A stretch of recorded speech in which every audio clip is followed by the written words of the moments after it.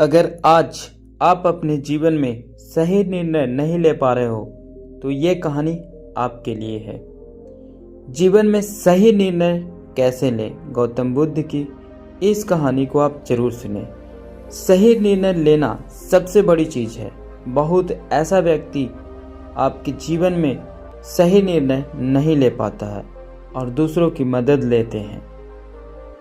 इस कहानी में ये बताते हैं कि आप अपने जीवन में अगर सही निर्णय ले पाते हो तो आपका जीवन सफल हो जाता है, और जो व्यक्ति अपने जीवन में सही निर्णय नहीं ले पाते हैं वह व्यक्ति का जीवन ही बर्बाद हो जाता है।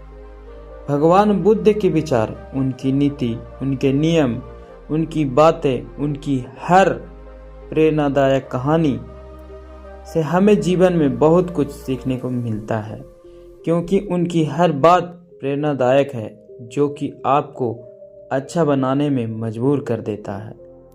भगवान बुद्ध कहते हैं कि आप अपने जीवन में सही निर्णय लेना सबसे बड़ा महत्वपूर्ण काम करते हैं, क्योंकि जो व्यक्ति सही निर्णय लेता है वही जीवन में सफल बन पाता है।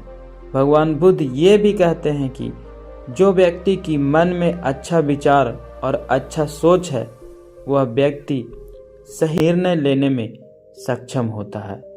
अगर आप अपने जीवन में सही निर्णय नहीं ले पा रहे हो तो भगवान बुद्ध की ये कहानी के माध्यम से हम कोशिश करेंगे कि आप कैसे अपने जीवन में सही निर्णय ले पाएंगे।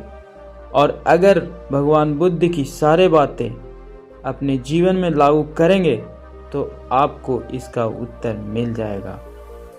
जीवन में ज़्यादातर स्थितियां ऐसी आती है जिनमें से हमारे पास दो विकल्प होते हैं, पर समस्या की बात यह है कि हम समझ ही नहीं पाते कि हमें चुनना क्या है, क्या हमारे लिए सही है और क्या हमारे लिए गलत है। उन दोनों ही विकल्प में से एक विकल्प ऐसा होता है जो हमारे जीवन को बना सकता है और दूसरा विकल्प ऐसा होता है जो हमारे जीवन को बर्बाद कर सकता है। एक छोटी सी कहानी गौतम बुद्ध की है जो आपको बताएगी कि सही निर्णय कैसे लें। एक बार गौतम बुद्ध एक गांव में भगवान गौतम बुद्ध लोगों को कुछ प्रवचन दे रहे थे। सभी गांव वाले उन्हें और उनकी प्रवचन प्रेम से सुन रहे थे। उस समय की बात है जब लोग बुद्ध का बड़ा आदर सम्मान करते थे, पर ऐसा हमेशा नहीं होता था। शुरुआत में जब बुद्ध किसी के यहाँ जाया करते थे तो बुद्ध का विरोध करने वाले लोग ज़्यादा होते थे, पर जैसे जैसे लोगों ने बुद्ध की बातें सुनना शुरू किया, लोगों की सोच और लोगों का विचार धारा बदलने लगा और बहुत लोग बुद्ध से जुड़ने लगे और उन्हें पसंद करने लगे। सभी गांव वाले बुद्ध की बात ध्यान से सुन रहे थे। उन गांव वालों लोगों में एक व्यक्ति दूसरे गांव की थे जो बुद्ध की बातें सुन रहा था। भगवान बुद्ध की बात पूरा होने के बाद वह गांव वाला वहां से उठकर जाने लगता है और वह दूसरे गांव की व्यक्ति जो दौड़कर बुद्ध के सामने आता है और बुद्ध को रोक लेता है और बुद्ध से हाथ जोड़कर विनती करता है कि हे बुद्ध, कृपया करके एक बार हमारे गांव आए। वह व्यक्ति एक किसान था।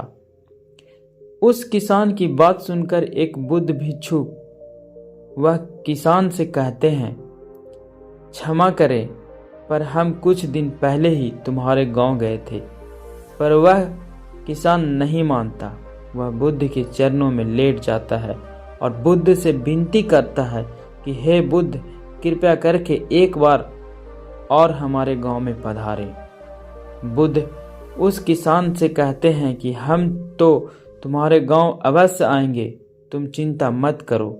वह किसान से ये कहते हैं और उनकी शिष्य बुद्ध भिक्षुक वहां से चले जाते हैं। अगले दिन ही सुबह ही बुद्ध और उनकी कुछ भिक्षुक शिष्य उस गांव के लिए प्रस्थान करते हैं। कुछ देर में ही बुद्ध और उनके भिक्षुओं वो गांव में पहुंच जाते हैं। बुद्ध को देखते ही सभी गांव वालों की भीड़ हो जाती है। गांव के सभी लोग बुद्ध के पास आते हैं और बुद्ध के सामने बैठ जाते हैं। वह सभी गांव वाले भगवान बुद्ध से वह प्रश्न करते हैं और बुद्ध उनकी सभी प्रश्नों के उत्तर देते हैं। गांव के सभी लोग बुद्ध के पास आ जाते हैं, लेकिन वह किसान बुद्ध के पास नहीं आता है। वह किसान बुद्ध के पास इसलिए नहीं आ पा रहा है क्योंकि आज सुबह सुबह उसके 2 बैल खो गए हैं, जो वह किसान की रोजी रोटी का साधन है, जिससे वह अपने परिवार पालता था। वह किसान घर में चिंतित बैठा हुआ है और वह किसान ये सोच रहा है कि वह बैलों को ढूंढने जाए या फिर बुद्ध के पास जाए। वह किसान पूरी तरह से दुविधा में फंस जाता है। उसके पास 2 विकल्प होते हैं। पहला विकल्प तो ये होता है कि वह बुद्ध के पास जाए और उनकी बातें सुने, क्योंकि बुद्ध को उन्होंने ही आमंत्रित किया है। और दूसरा विकल्प उसी के पास ये होता है कि वो अपने बैलों को ढूंढने जाए, जिससे भी अपने परिवार को पालता था। वह किसान बहुत सोचने के बाद एक विकल्प चुनता है।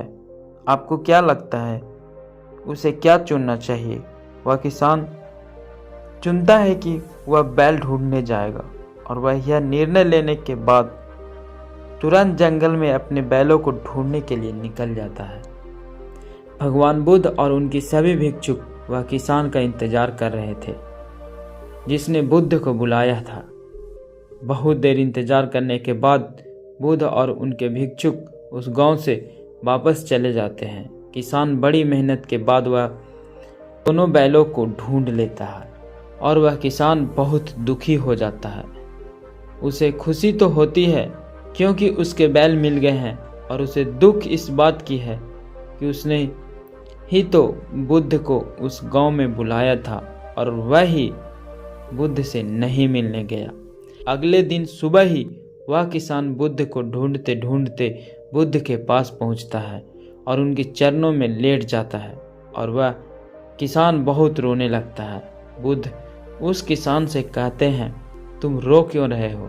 वह किसान बुद्ध से कहता है, हे बुद्ध, मैंने ही तो आपको अपने गांव में बुलाया था, मैं ही आपसे नहीं मिलने आ सका। बुद्ध, मैं आपको बताना चाहता हूँ, मैं आपसे मिलने क्यों नहीं आ सका। कल जब आप हमारे गांव में आए थे, कुछ समय पहले हमारा दोनों बैल जंगल में खो गए थे और मेरे पास 2 विकल्प थे। पहला, या तो मैं आपकी बातें सुनने आऊं, और दूसरा, या तो मैं अपने बैल को ढूंढने चला जाऊं। बैल मेरी रोजी रोटी है, इससे पल कर मैं अपने परिवार का गुजर बसर करता हूं, और बैल मुझे वापस नहीं मिली तो हम और हमारे पूरे परिवार भूखा मर जाता। इसलिए मैं दूसरा विकल्प चुना और मैं अपने बैलों को ढूंढने निकल पड़ा। वह किसान भगवान बुद्ध को कहता है, मुझे क्षमा करें, मैं आपको अपमान किया। बुद्ध किसान की बात सुनकर मुस्कुराते हैं और उसे अपने गले से लगा लेते हैं और उस व्यक्ति से कहते हैं, अगर उस समय मुझे पूछते कि तुम्हें क्या चुनना चाहिए तो तुम्हें मैं वही कहता जो तुमने किया है, क्योंकि अगर तुम बैलों को ढूंढने की बजाय मेरा बात सुनने आ जाते तो तुम मेरा एक भी शब्द सुन नहीं पाते, क्योंकि तुम अपने बैलों को बारे में सोचते रहते। पर अब तुम्हारी बैल मिल गए हैं, अब तुम मुझे आराम से सुन सकते हो। बुद्ध कहते हैं, मैं बहुत खुश हूँ इस बात को जानकर कि तुमने कर्म को चुना है। बुद्ध की बात सुनकर उस किसान मन से सारे बोझ उतर जाता है और वह आराम से बुद्ध की बातें सुनने लगता है। तो दोस्तों, आज की हमारी इस कहानी से जीवन में सही निर्णय कैसे ले, गौतम बुद्ध की कहानी के उद्देश्य है कि जीवन में नेक सही निर्णय या सही फैसला आपके जीवन को बदल सकती है। इसलिए जब भी आप कोई भी बड़ा कार्य करने के लिए कोई भी निर्णय लें, उसे सोच समझकर ही लेना, और फैसला लेते वक्त अपने मस्तिष्क शांत रखें। फैसला या निर्णय लेते वक्त एक बार नहीं, आप 1000 बार सोच समझ कर ही ले, क्योंकि आपकी एक निर्णय आपकी जीवन खुशी से भर सकता है या तो आपकी पूरा जीवन दुख से। दोस्तों, आप सभी को ये कहानी कैसी लगी कमेंट करके ज़रूर बताइएगा और कमेंट में नमो बुद्धाय ज़रूर लिखिएगा। अगर कहानी पसंद आई तो लाइक, शेयर और चैनल को सब्सक्राइब ज़रूर करिएगा। मिलते हैं और एक नई कहानी के साथ, तब तक के लिए धन्यवाद।